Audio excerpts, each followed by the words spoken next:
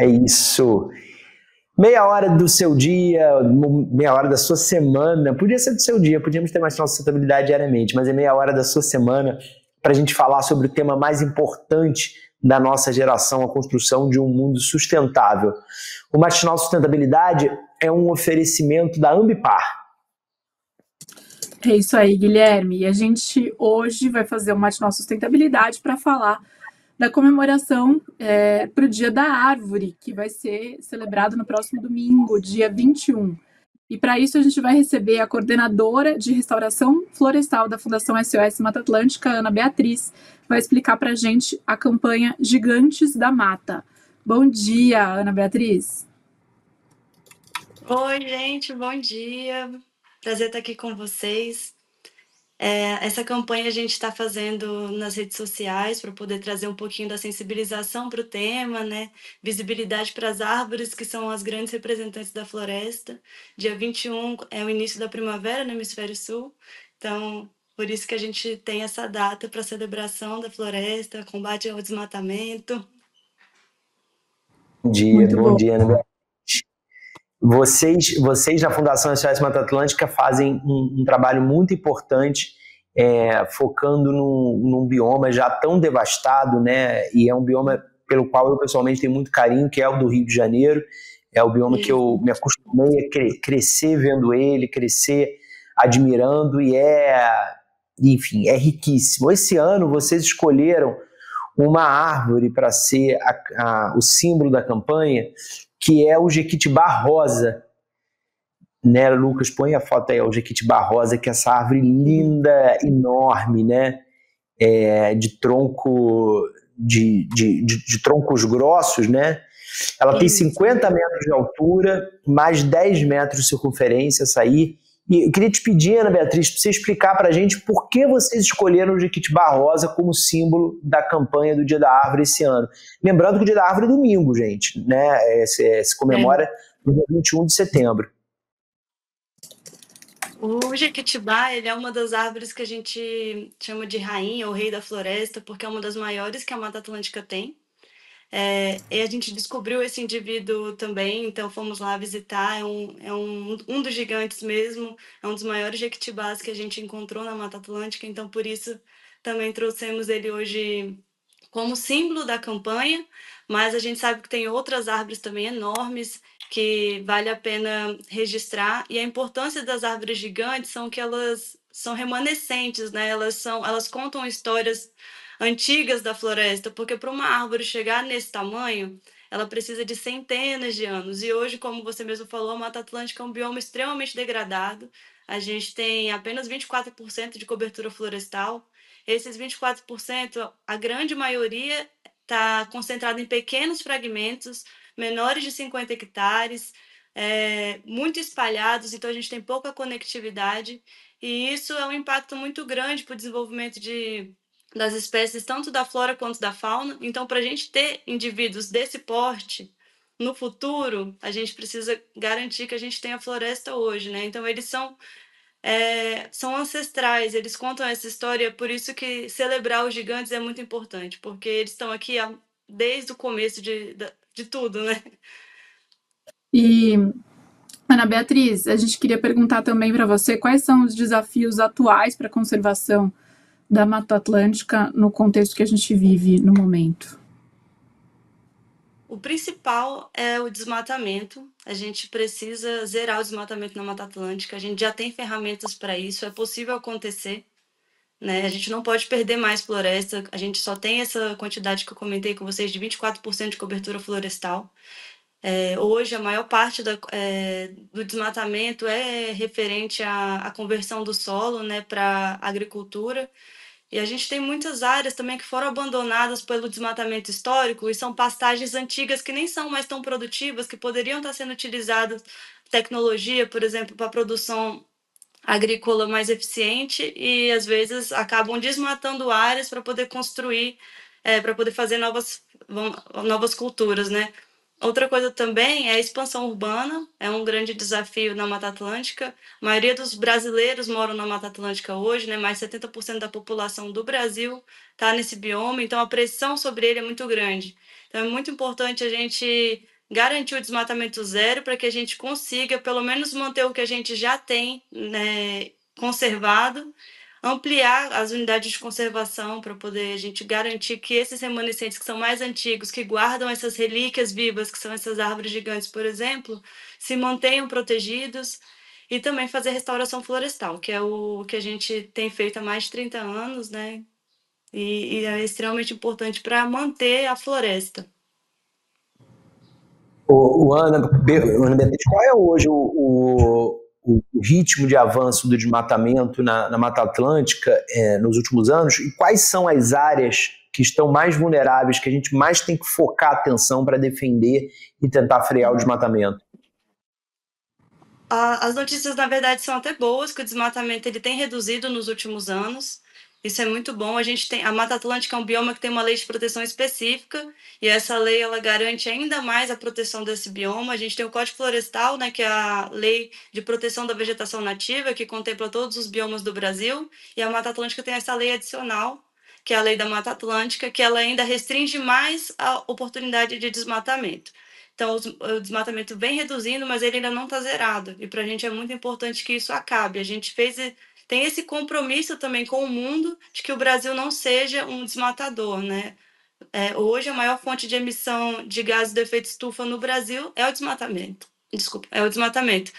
Claro que não da Mata Atlântica necessariamente, mas a Amazônia e outros biomas estão sofrendo muito com o desmatamento também e causam o aumento desse número.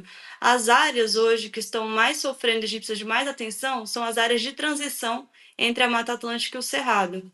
São biomas que eles se conectam em vários trechos, então tem áreas em que o Cerrado e a Mata Atlântica se misturam, e a gente percebe nos estudos, nos levantamentos que a gente faz, que essas áreas são as que estão mais sendo ameaçadas hoje com desmatamento. E além de tentar controlar o avanço do desmatamento, a gente sabe que também tem iniciativas para a recuperação das áreas que já foram degradadas, né?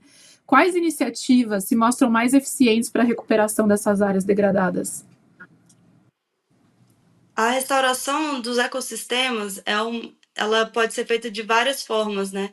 E a restauração dos ecossistemas através de pessoas é a forma mais importante hoje, porque a gente entende que a mobilização da sociedade, das pessoas estando junto nessa causa, faz com que ela seja mais permanente.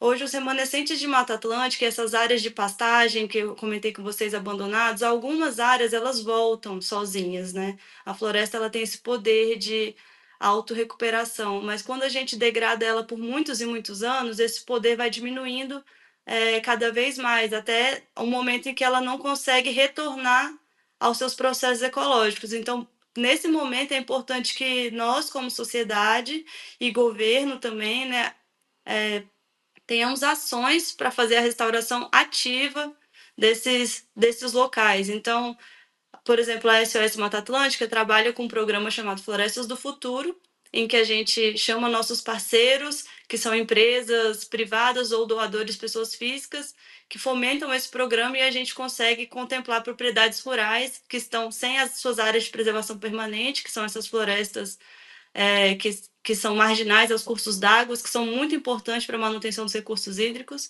A gente consegue levar recursos para fazer floresta nessas áreas, por exemplo. Então, tem muitas outras ONGs que fazem esse tipo de serviço, e é muito importante apoiar esse tipo de causa. Ana, vocês têm um trabalho de anos em diferentes áreas dos estados que tem Mata Atlântica, né? Hoje, quais são as áreas que vocês estão focando os esforços de mobilização das comunidades, assim, de tentar conscientizar que as próprias pessoas abracem essas regiões e a partir de ações espontâneas e individuais, né, sem precisar necessariamente do poder público ou de grandes recursos, elas defendam os seus espaços remanescentes de Mata Atlântica?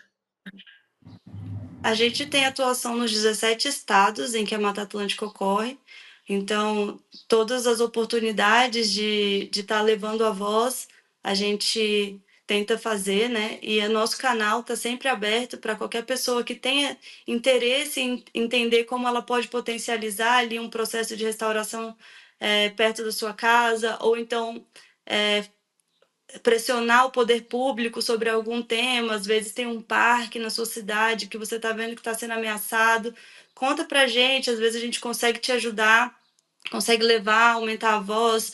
A gente também trabalha com rede, né? Então tem ONGs que estão espalhadas pela Mata Atlântica, a gente usa essa rede para poder fortalecer a voz, conectar pessoas com o governo, com tomadores de decisão, com outros atores que podem executar uma parte ou outra. Então, o que a gente tem de mais importante é essa conexão entre pessoas, porque a Mata Atlântica é feita de pessoas.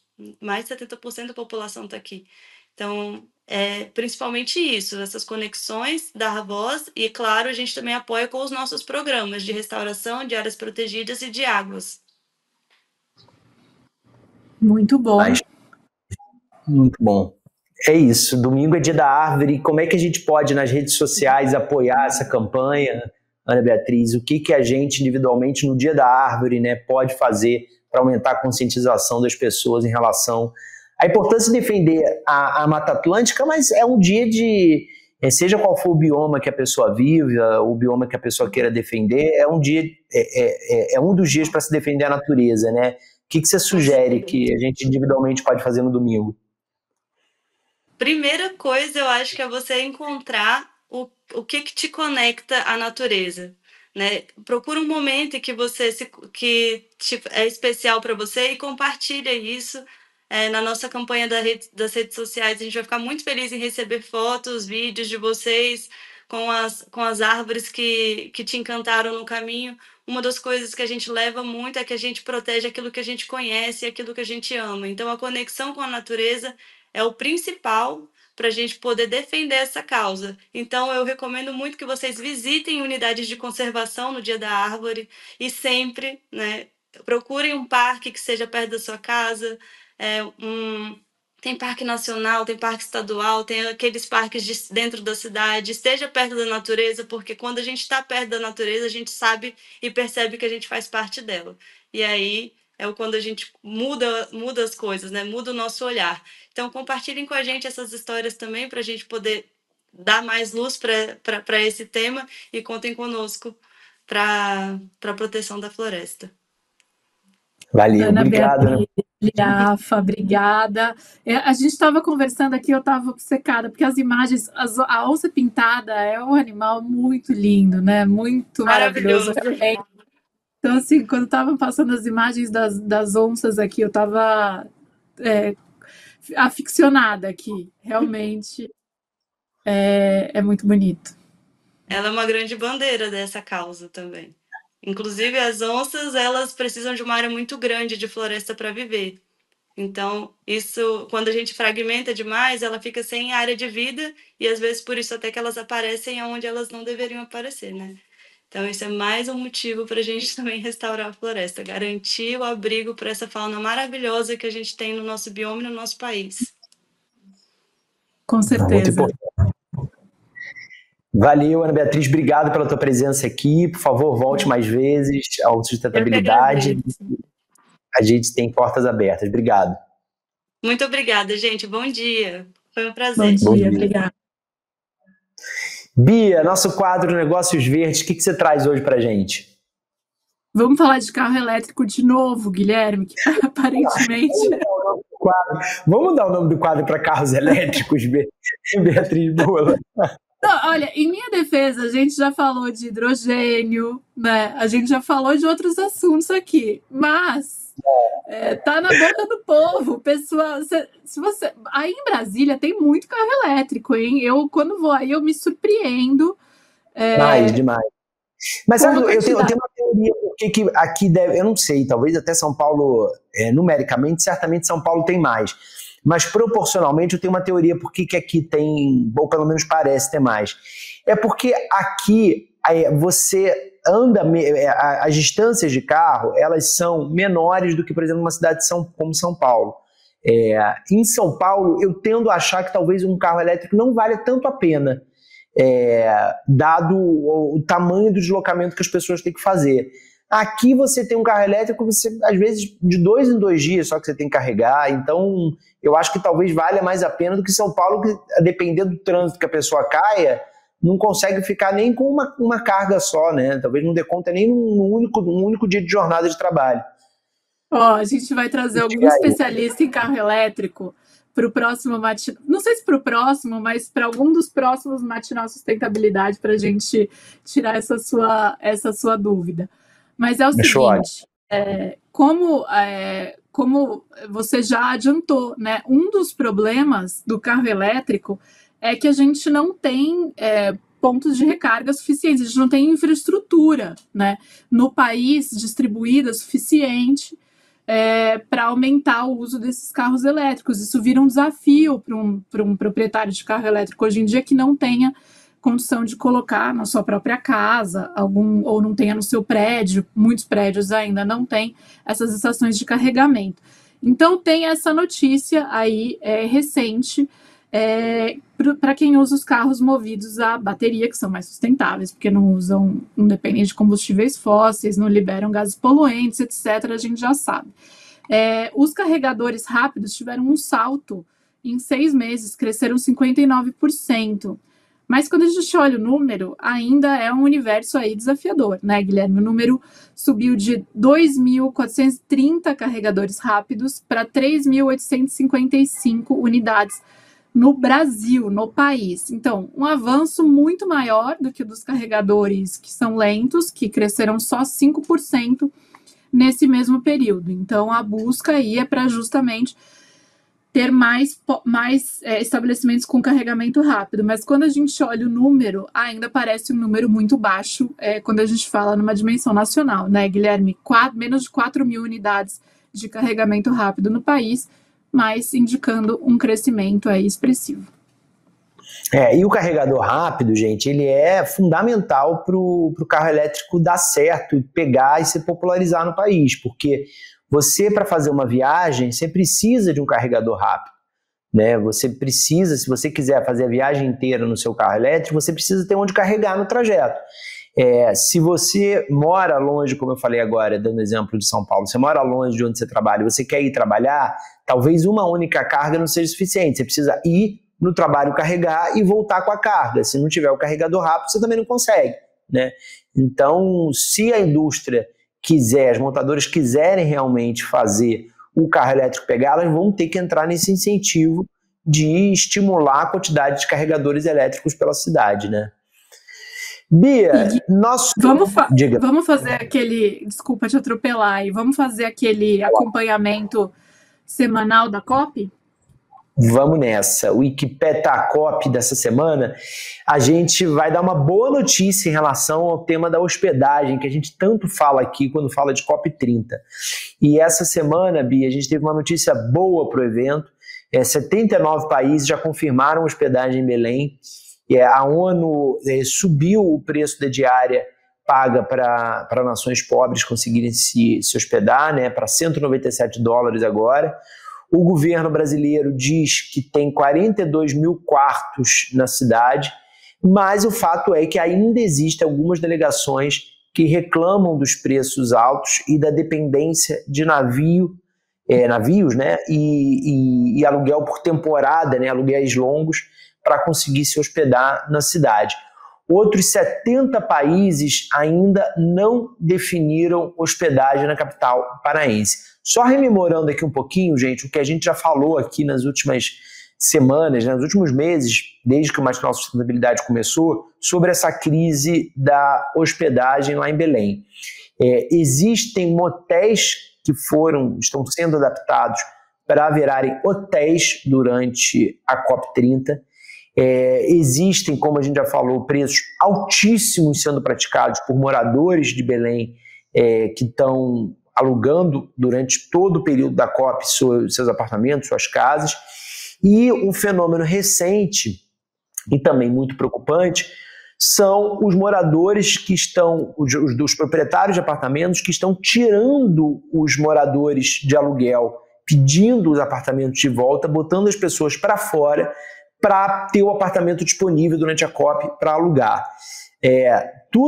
Todos esses pontos que eu citei aqui são sintomas dessa crise que é uma crise de logística, né? Belém não tem quarto suficiente para hospedar um evento desse tamanho, né? E a gente vê o governo estadual, a gente vê a prefeitura, o próprio governo federal divididos entre uma escolha que simbolicamente, claro, é acertada. Você tem uma COP dentro da Amazônia, numa cidade amazônica, tem um simbolismo fortíssimo, mas também mais e mais reconhecendo que, do ponto de logística, a realização da COP lá é muito mais desafiadora do que eles supunham de início.